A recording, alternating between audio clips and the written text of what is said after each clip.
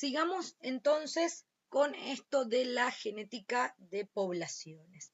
Entonces, dijimos que esto lo que nos permite es definir a una población en términos del conjunto de genes que forman a cada uno de esos individuos. Y vamos a poder analizar las frecuencias relativas de los genotipos y de los alelos que hay en esa población. Entonces, cada uno de estos es un individuo que lleva una X configuración de alelos en sí mismos. Entonces, una población podemos definirla entonces como aquella unidad definida por el reservorio génico. ¿Qué quiere decir? Que básicamente lo que va a ocurrir es que yo puedo definir esta población en términos de sus proporciones alélicas o de sus proporciones de genotipo. Entonces, el reservorio génico es el conjunto de todos los alelos de todos los genes de ese individuo.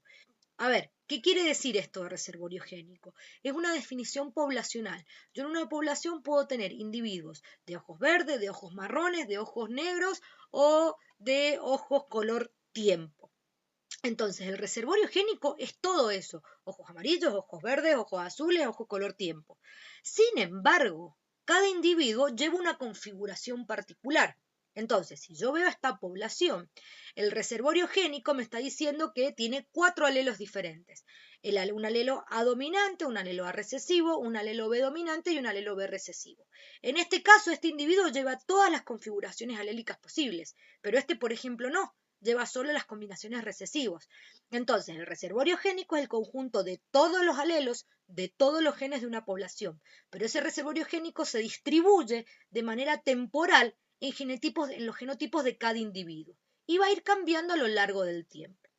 Ya dijimos entonces que la amplitud de la variabilidad, mientras más variantes alélicas tenga una población, eso va a determinar la capacidad de cambio evolutivo, porque mientras más heterogénea sea esta población en cuanto a los genes que lleva, más posibilidades tiene de hacer cambios o hacer frente a cambios en el ambiente. Entonces, ¿cómo analizamos esto? Volvamos un poquito a ver el tema del reservorio génico. Yo puedo analizarlo desde el punto de vista de los genotipos, homocigota dominante, heterocigota o homocigota recesivo, o lo puedo definir en términos de alelos, alelo dominante o alelo recesivo. Entonces, vamos a arrancar con la frecuencia genotípica. Lo que va a analizar son los genotipos. Y genotipos tengo 3 posibles. Tengo homocigota dominante, tengo el genotipo heterocigota y tengo un genotipo homocigota recesivo. Entonces, fíjense, yo en esta población tengo 10 individuos. Entonces, mi número de genotipos son 10, uno de cada individuo. Y resulta que vamos a analizar nada más el gen A, ¿bien?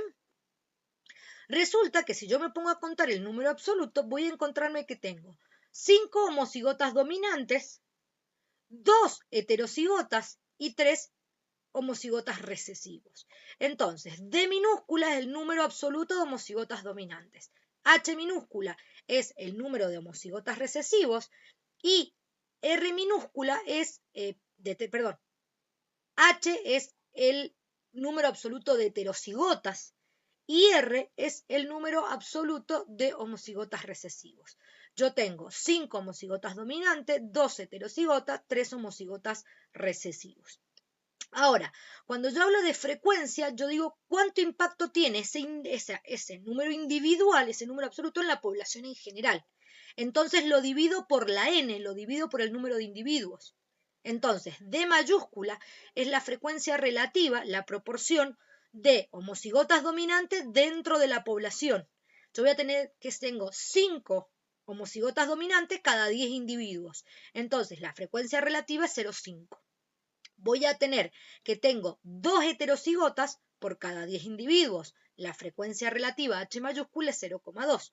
Y voy a tener que tengo 3 homocigotas recesivos por cada 10 individuos en esa población. Eso me da la frecuencia relativa R mayúscula, que es de 0,3. La sumatoria siempre me tiene que dar 1. Entonces, ¿cuál es el problema con la frecuencia genotípica? Que no es heredable. cuando yo formo las gametas, cuando un organismo forma sus gametas, pasa uno u otro alelo en cada gameta. Eso es lo que nos dice la primera ley de Mendel, que cada individuo va a tener la capacidad durante la formación de las gametas de heredar uno de sus alelos u otro, por un fenómeno aleatorio. Entonces, el genotipo yo no puedo pasarlo completo. Yo a mi descendencia no le paso el genotipo entero, le paso un alelo u otro. Por lo tanto, esto no me permite ver qué va a pasar a lo largo del tiempo. Sin embargo, lo que sí es heredable son los alelos. Yo puedo heredar este y este. Y en términos de alelos, entonces yo solamente voy a tener dos alelos posibles. Voy a tener el alelo homocigota, perdón, voy a tener el alelo dominante o voy a tener el alelo recesivo. Otra cuestión que tenemos que tener en cuenta acá con las diferencias, digamos, de las frecuencias alélicas, que ahora yo por cada individuo llevo dos alelos para cada característica. Entonces, para el gen A, cada individuo lleva dos alelos, o sea que cada individuo representa dos alelos. Entonces, en términos de genética de poblaciones, ya el individuo, el número absoluto, no es un individuo, sino que son dos alelos. Tengo que multiplicar todo por dos. Entonces, fíjense que yo voy a tener 2, 4, 6, 8, 9, 10 y por algún lado tengo que haber tenido los otros dos más, 12 alelos dominantes. Y tengo 8 alelos recesivos, 2, 4, 6, 7 y 8 alelos recesivos. Entonces, el número absoluto es 12 y 8. ¿Qué pasa? Que yo a partir de las frecuencias genotípicas puedo deducir y calcular las frecuencias alélicas. ¿Por qué? Porque yo voy a decir que la proporción o la frecuencia relativa para el alelo del alelo dominante A mayúscula se denomina con P, mientras que la frecuencia relativa para el alelo recesivo es Q. Y ahí va Q, perdón. Entonces, vamos a ver, ¿qué me está diciendo esta fórmula? Me está diciendo que la frecuencia relativa, es decir, estos 12 de cada 20 alelos para el gen A. Yo tengo 2, 4, 6, 8, 10, 12, 14, 16, 18, 20 alelos para el gen A. De esos 20 alelos, 12 son alelos dominantes. Otra forma de obtener esa ecuación es con esta fórmula, que yo te voy a decir que es 2 por D.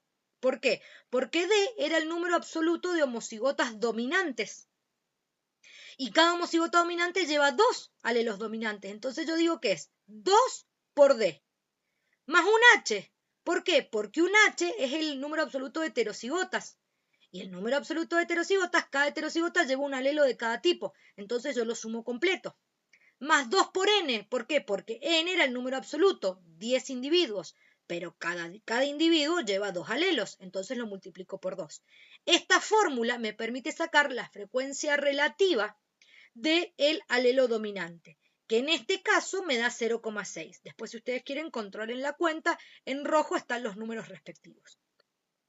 Tengo otra forma de sacarlo también, porque yo sabía que D es la frecuencia relativa de los dominantes. Entonces, si yo a esto completo le sumo la mitad de los H, porque cada H solo va a llevar uno, me va a dar la frecuencia relativa del alelo dominante. Entonces sería 0,5 más la mitad de H, 0,1 me da 0,6. Fíjense que el número coincide porque lo saqué bien. En cuanto a la frecuencia relativa del alelo recesivo, es exactamente la misma cuenta, solo que acá cambio la frecuencia, cambio el número absoluto del dominante por el del recesivo. Ahora es R. Recuerden que acá esto es Q, perdón, acá me confundí, esto sería Q. Q es la frecuencia relativa del recesivo. Entonces va a ser 2 por R, porque cada R aporta 2 alelos, más la mitad de H, porque cada H aporta un solo alelo recesivo, sobre 2 por N, que en este caso era 10, 2 por 10. Tengo otra forma más fácil de sacarla. Como yo sé que la frecuencia total es 1, si yo a 1 le resto P, me va a tener que dar necesariamente Q. Y la otra opción es exactamente la misma que esta, que es que Q, la frecuencia relativa de los alelos, va a ser igual a la frecuencia relativa del genotipo homocigota recesivo más la mitad de la frecuencia relativa de los heterocigotas. Me vuelve a dar en todos los casos los mismos números. Entonces, fíjense que yo, a partir de las frecuencias genotípicas, puedo deducir las frecuencias alélicas o génicas. El proceso contrario, el de deducir las frecuencias genotípicas a partir de las alélicas, solo se puede hacer en determinadas condiciones particulares que gracias a Dios ustedes no van a ver. Entonces, ¿qué más tenemos? Hay un fenómeno que se conoce como panmixia. La panmixia es cuando yo estoy seleccionando, o mejor dicho, el ambiente está seleccionando determinadas características, pero en el medio, sin querer y sin que confiera ningún tipo de característica adaptativa, se selecciona otro alelo o otra característica que está escondida. A ver, yo siempre hago un ejemplo repavo, disculpen lo pavo que es, pero es que me parece gracioso. Es, por ejemplo, yo cuando voy a un boliche y conozco a alguien, voy y le pregunto, ¿qué música escuchas? Entonces me interesa saber qué música él escucha. Estoy seleccionando al individuo por rasgos que para mí son representativos. En este caso, la música que escucha. Pero no le pregunto qué grupo sanguíneo tiene. Panmixia es eso, son aquellas características que han quedado seleccionadas pero de manera aleatoria porque quedan oscuras en el fenotipo, ¿sí? Entonces, en términos muy genéricos, podemos decir que la panmixia es el intercambio reproductivo en el cual la asociación entre los dos sexos para aparearse es al azar. Ahora bien, esto en general no ocurre en la panmixia, ocurre muy poco. Y en términos generales no ocurre con todo el fenotipo, sino que ocurre con algunos genes en particulares, que es el ejemplo que yo le acabo de plantear. A la hora de seleccionar, un ave selecciona a otro por el color brillante de sus plumas, pero no seleccionó en si tenía la producción determinada de insulina. Estoy diciendo una pavada. Esa es la panmixia, son aquellos rasgos que terminan siendo seleccionados de manera aleatoria y en muchos casos porque quedan enmascarados, porque cuando se está produciendo la selección de determinados rasgos, se trabaja sobre el fenotipo completo y no sobre aspectos particulares. Entonces, en definitiva, hay genes que son seleccionados sin querer, por azar. Eso es la panmixia. Entonces, para resumir finalmente, espero que haya quedado claro, panmixia es un sinónimo de selección por azar, donde no participan procesos selectivos. No estoy seleccionando el rasgo por algo en particular, sino que queda fijado de manera aleatoria. En este caso, fíjense, supongamos que yo tenía esta población, ¿bien? Y fíjense que acá tenemos individuos homocigotas dominantes, pero por alguna razón el ambiente cambió y ahora se hicieron más efectivos los homocigotas recesivos para A. ¿Qué pasa? A su vez, estos fenotipos también tenían un genotipo para B. Pero acá yo seleccioné A. Lo que pasa es que yo selecciono el genotipo completo. Sobre el rasgo fenotípico de A, selecciono a todo el genotipo. Todos estos dos se murieron y fueron reemplazados por otros que sin querer acarrearon a B. Entonces, B cambió, pero no porque fue seleccionado de manera directa, sino porque fue arrastrado y oculto de manera aleatoria atrás de A. Eso es panmixia. Sigamos. Entonces, ¿qué es el fitness o éxito reproductivo o aptitud que ya hemos hablado varias veces a lo largo de esto? Una combinación favorable de determinados alelos dentro de un genotipo individuo, dijimos que le confiere ciertas ventajas sobre otros individuos. Fíjense, yo acá tengo un bicho que es verdecito y que se camufla con el entorno y el mismo bicho que es más oscuro y que no se camufla tanto. Entonces, este bicho, esta configuración de este genotipo, va a hacer que este individuo tenga más probabilidad de sobrevivir, tenga más probabilidad de dejar descendientes que hereden ese alelo. Entonces, esto le genera a este individuo cierta ventaja en términos de éxito reproductivo. Va a poder transmitir sus genes a la siguiente generación.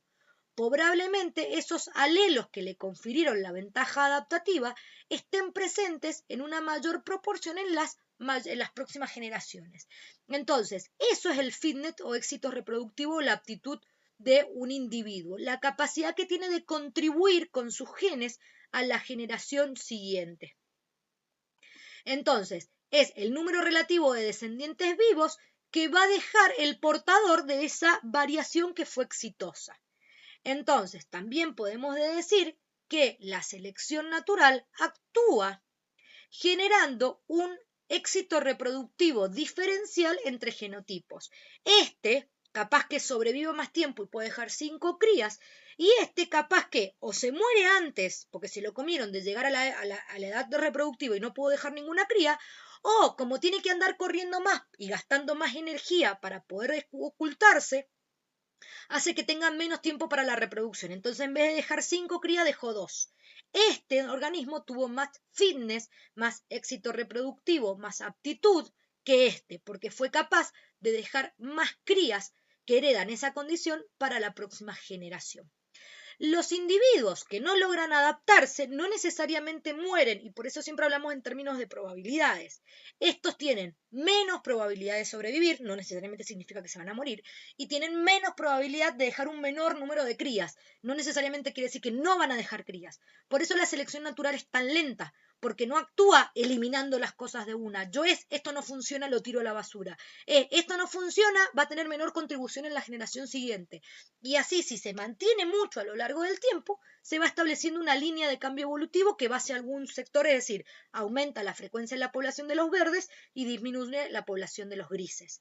Pero por eso la selección natural es tan lenta, porque justamente trabaja cambiando las proporciones relativas de los distintos fenotipos en las poblaciones y por lo tanto de los genotipos que están atrás de cada uno de esos fenotipos. ¿Qué más tenemos entonces? Sigamos. En términos de genética de poblaciones y en términos de neodarwinismo, la evolución es el resultado de cambios acumulados en la composición del reservorio génico.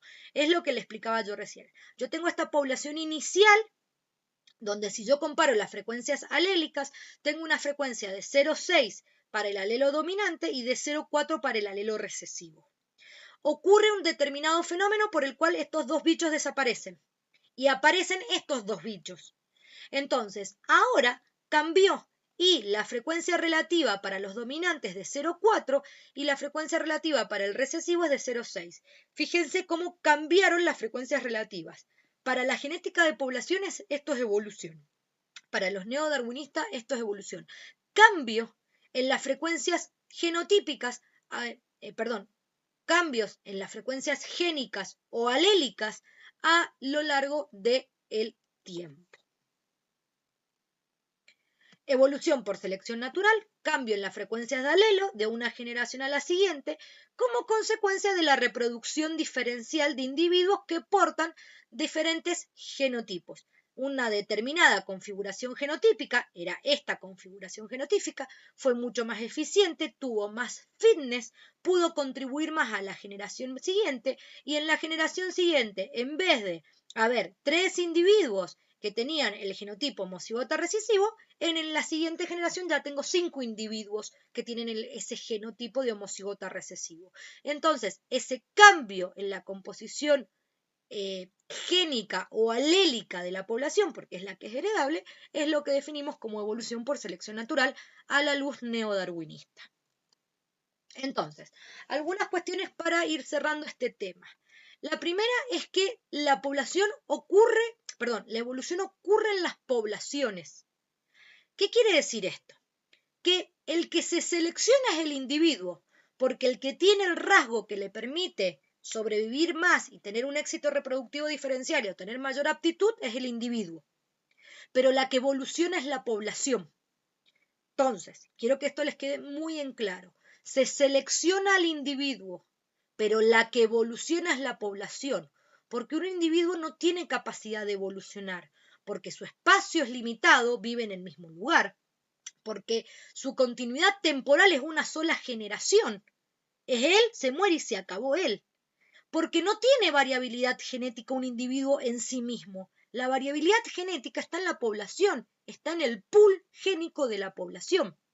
Y básicamente no va a cambiar su constitución genética. Entonces las características evolutivas no cambian. Entonces, se selecciona el individuo, pero es la población la que tiene el pool génico y el tiempo suficiente para que ese pool génico cambie a lo largo del tiempo y por lo tanto evolucione. Otra cuestión muy importante que ya he dicho varias veces es que se selecciona el fenotipo completo.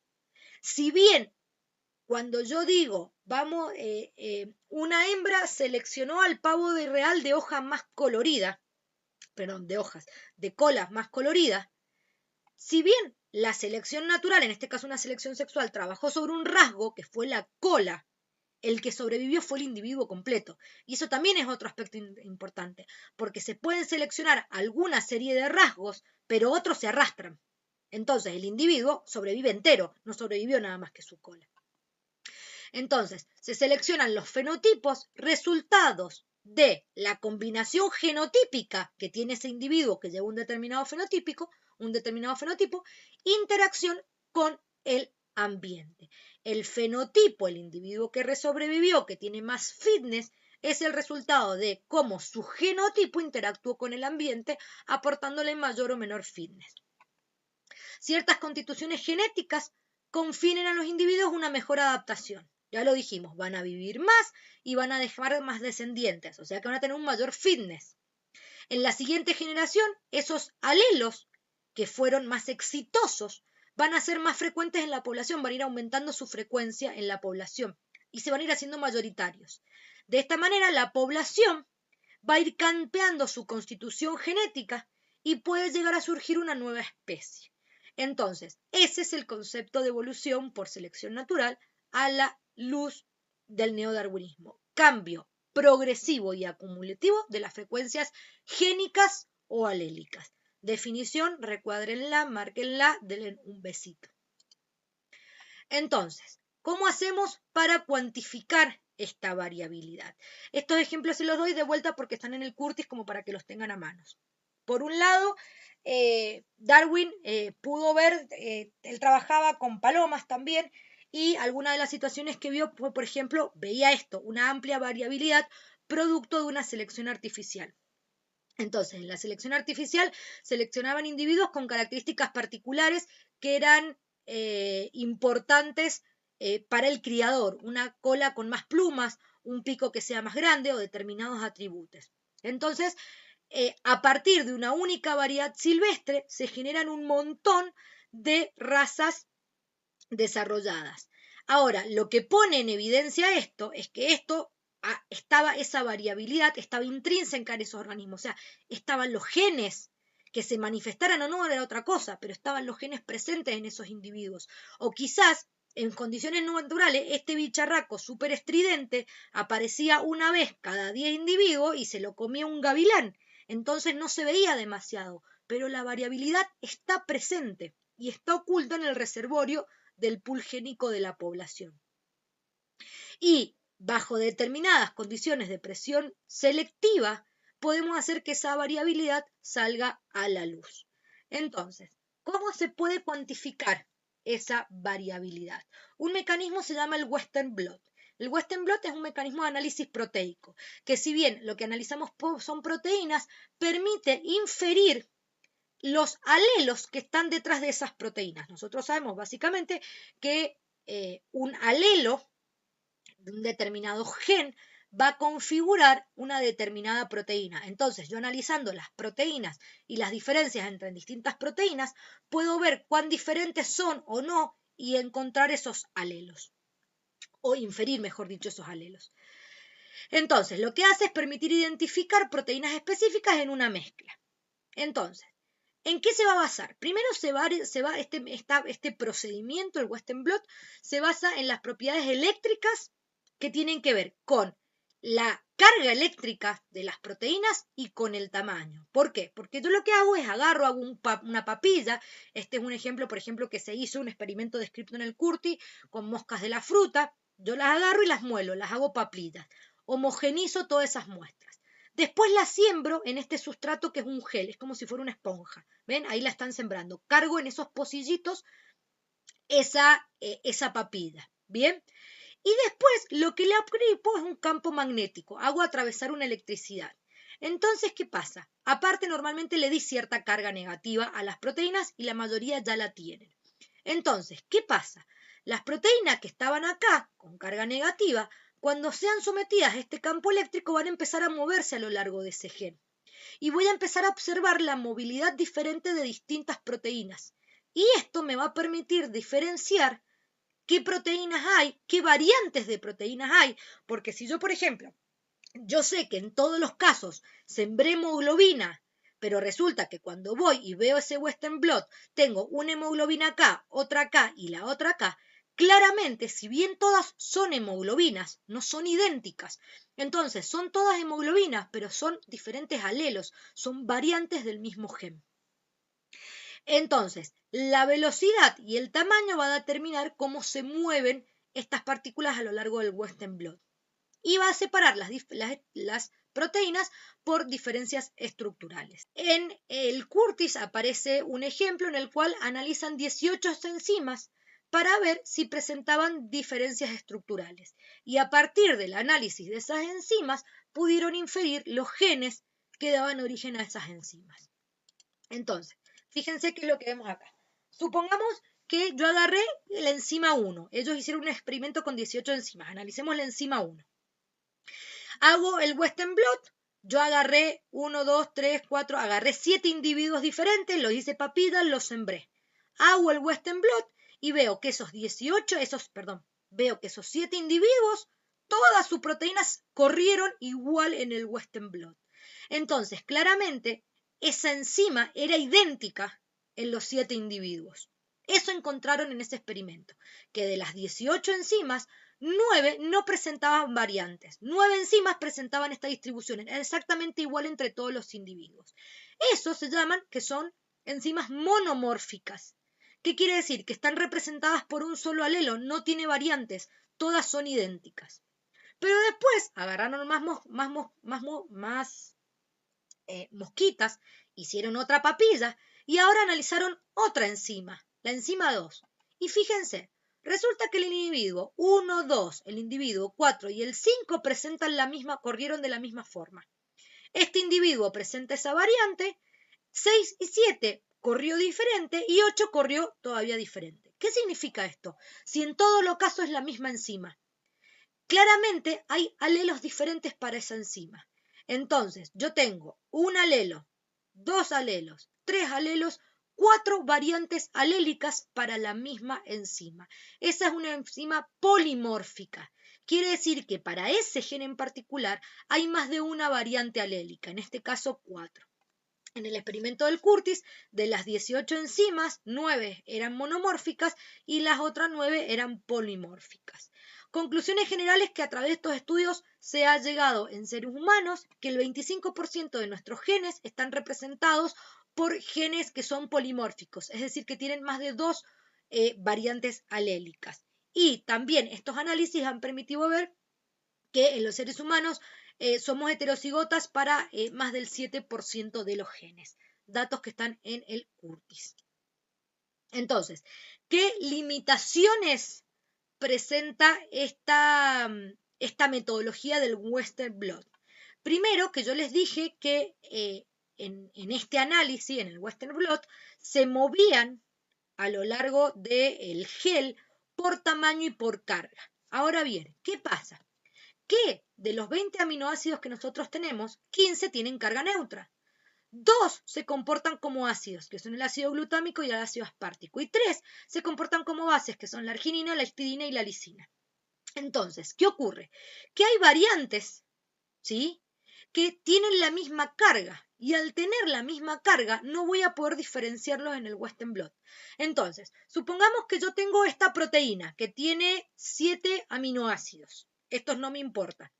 Pero el del medio era arginina. Y tengo otra proteína porque viene de otro alelo, ¿sí? Esta es la proteína del color de ojos marrones y esta es la proteína del color de ojos verdes, que es exactamente la misma, salvo que difirió en la histidina, cambié arginina por histidina. Bien, como tienen la misma carga eléctrica y el resto de la proteína es idéntica, no cambian ni en carga ni en tamaño, entonces van a correr iguales y no voy a poder detectarlas mediante un Western blot. Entonces, esto es una limitación que presentan las técnicas. Han aparecido otras técnicas moleculares que son mucho más específicas, que son la reacción en cadena de la polimerasa, la PCR, que ya directamente trabajan directamente sobre el material genético, trabajan amplificando el ADN. Bien. Vamos a finalizar este videito acá y enseguida seguimos con el otro video. Chau, pis.